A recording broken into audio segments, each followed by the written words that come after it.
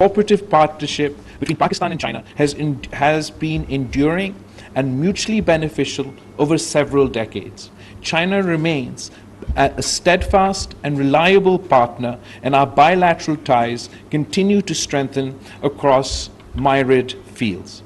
Pakistan is fully committed to ensuring the success of the China-Pakistan Economic Corridor, which has a transformational effect as it completes its first decade this year.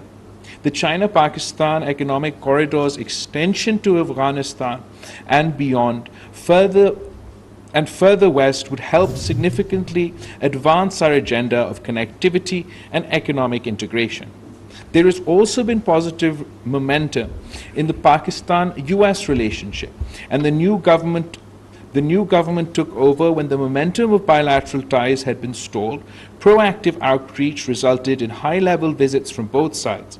We are confident that de-hyphenization of relations with the United States will further contribute to strengthening our bilateral.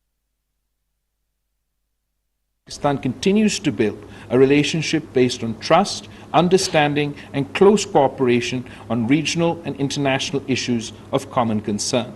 There is so much potential to be realized, across multiple sectors. As a friend of both Russia and Ukraine, we hope that there will be a move towards peaceful resolution of the ongoing conflict through dialogue and diplomacy. As Pakistan has stressed throughout, there has to be an adherence of the time-honored principles of interstate relations and the UN Charter, including respect for sovereignty and territorial integrity. Europe had forsaken war. We earnestly hoped the current drift would be reversed and a beginning would be made towards addressing mutual concerns and building sustainable peace in Europe again. As for our relationship with India is concerned, currently it is marked by an atmosphere of mistrust, primarily due to India's illegal and unilateral actions of August 2019. Pakistan is committed to having cooperative and good neighborly relations with India on the basis of mutual respect and sovereign equality.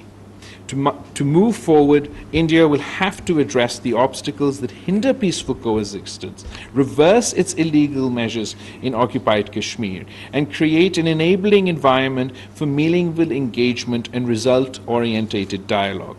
Pakistan remains committed to a peaceful resolution of the Jammu and Kashmir dispute in accordance with the UN Security Council resolutions and the wishes of the Kashmiri people.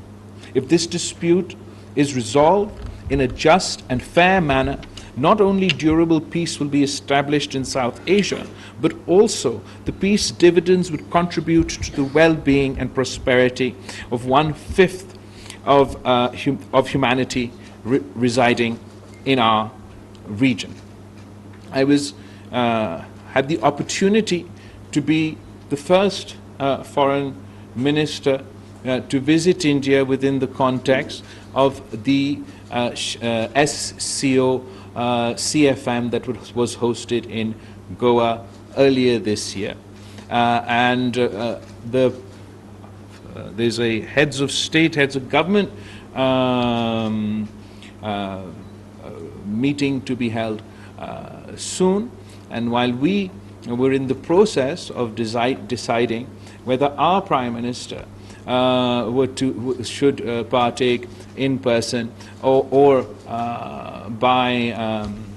through virtual means, before we could reach our own decision, India decided to turn the entire SCO heads of government, heads of state meeting into a virtual format. So now we look forward to participating virtually.